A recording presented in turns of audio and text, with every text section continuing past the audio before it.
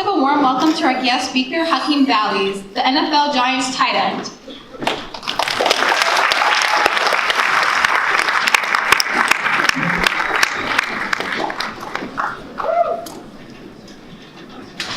How you guys doing, everybody? Actually, he said, my name's Hakeem Valles. I just finished up. I didn't just finish up. I went to Monmouth University, not too far from here. Today I'm here to tell you a story about the value of life and the value of education.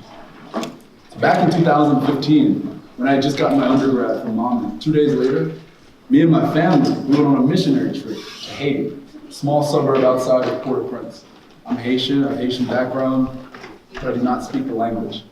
We went out there with a group of nurses from Villanova and a group from our church. We called All Hands Together. Our mission was to give out medicine at different orphanages and churches all around the country.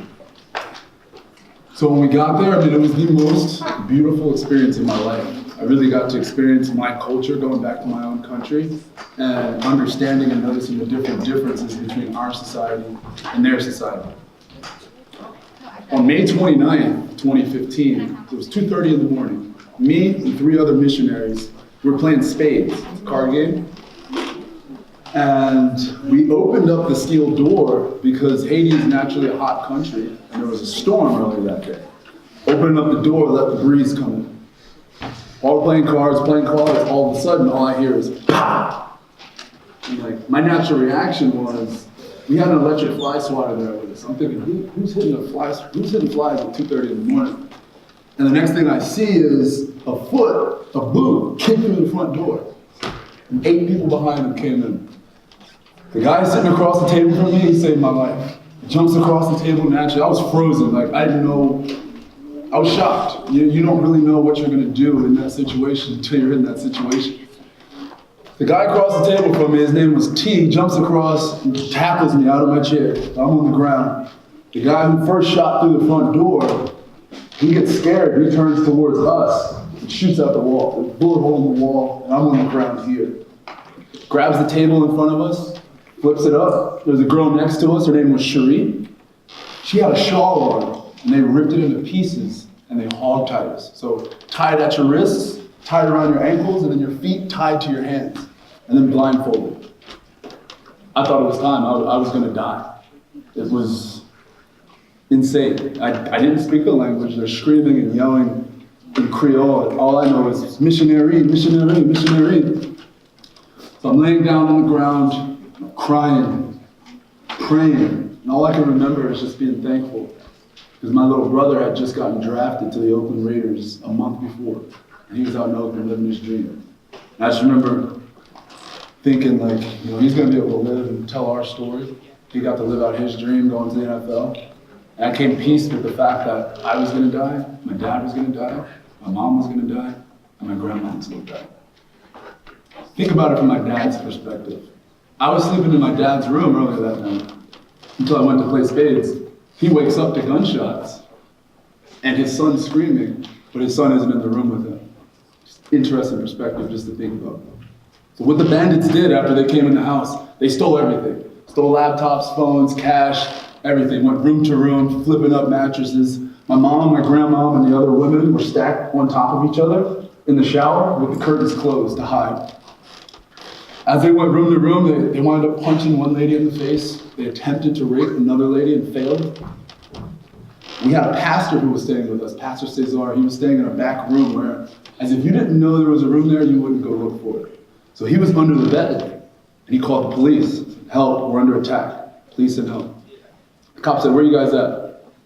Told them where we were at. They said, yeah, no shot, you can't come out there. So he calls the neighbor. Go outside with your pistol and just shoot it out in the air until you empty the clip. So from my perspective, I'm still laying down, face down at the front door, and outside now all I hear is cat, cat, cat, cat, cat, cat, cat, an entire clip being emptied. So from my perspective, I'm thinking, oh my gosh, the country's under attack, I don't know what's happening, this is it. I came to that peace that life was over, saw my life flash in front of my eyes. Then he calls the prime minister, because he actually done the prayer that morning at the prime minister's office to send over the police. So while the police are in process of coming to us, When the bandits heard the gunshots going off, they actually left our compound and went to the clinic that we had within the gates and stole all of our medicine, stole all of our medical supplies, stole all that kind of stuff. And in that process, my dad had untied himself, crawled out into the living room, trying to figure out what happened, who got hit, anything like that. Closes the steel door and locks it, and then proceeds to start to untie my arms. And in that process, all of a sudden, all you hear is doop, doop, doop, doop, doop, big banging on the door, and a whole bunch of yelling in Creole, and then banging on the windows, and then they start shooting out the windows, so bullets flying through the house. The nightmare just happened all over again. Like, there was 1 second of like, oh my gosh, it's all over, I'm at peace. Then, oh my gosh, no, we are really going to die. We're not leaving this country. So the bandits, my dad let them back in. They retied him up, roughed him up, threw him on top of me, and went through the house all over again. Stole more stuff. Then the cops finally came. They were there for 5 minutes. Said, take pictures on your own phones or cameras if you have them, and good luck. Like, that's the world we live in. What I want from all you guys to do is close your eyes and imagine being in a place where your life is about to end. Think about everything you've done in your life. Now imagine making it out of that situation. What would you do different? What would you be grateful for? Focus on education. Think about these teachers in this room here. They would do anything to help you. Focus on your relationships, being empathetic to your friends. Focus on your goals and getting stuff done. The best part about that awful Haiti experience is that it really got quiet up here. I started not to care about what other people thought. It didn't matter what clothes people were wearing or what people were posting on Instagram or what, anything. External distractions didn't matter. So at that moment, I had just, that awful experience had happened, and I went back to Monmouth for my 5th year, my final season at Monmouth. I came back with a whole nother mindset. I had seen death before, nothing else could break me.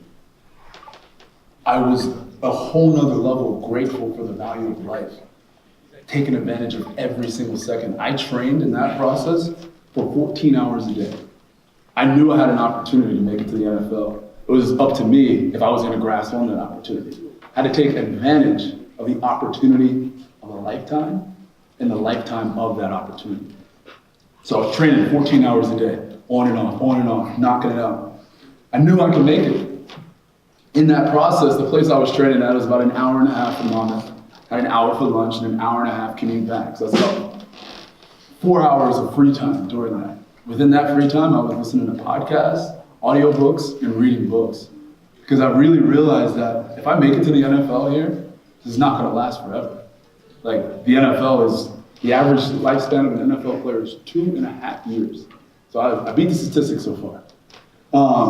So moving forward, now I had a deep level of understanding and education, because when it comes to the podcast and the audiobooks, I was focused on real estate. That's my passion outside of football. That's what I majored in college, business with a concentration on real estate. So moving forward, my rookie year in the NFL, I went to the Arizona Cardinals. When I was in Arizona, I leveraged my education, and during my free time, I bought a 4-unit apartment complex. Then moving forward, as my career progressed, I went to the Detroit Lions and did the same thing there. Now I just finished with the New York Giants, and as I keep leveraging those relationships and connections with real estate, at the end of this month, I'm going to Germany to go pitch a group to give us $150 million. Like, most football players won't do things like that because they're so stuck in the moment. Like, you have to leverage your education. Like, football, sports, things like that will not last forever. If I can leave you guys with 3 points to take with you, is 1, write down your goals. Raise your hand here if you've ever written down a goal before. It's pretty solid. So when I was a senior in high school, I was forced to write down what I was going to do 5 years from now. I wrote, I will be in the NFL playing wide receiver. Look at me now. Like, I shouldn't be here. Like, when I was in college, I was a bench player. I didn't get my first catch until my senior year. Once my whole mindset shifted and I realized the opportunity I have and I went and grasped it, that's when things changed.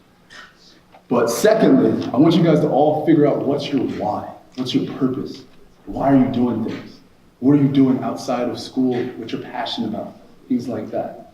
And lastly, sacrifice who you are for who you want to be. You don't have to be that cool kid, I don't really care about stuff like that. Like, you want to be a doctor, start reading about some doctor stuff. You want to be an athlete, you want to be a football player, start training. You don't have to be playing video games all day like that. Why I'm here and in this place right now is because I sacrificed that young college kid who I was for who I wanted to be. And that's why I'm here right now. Thank you guys for taking the time.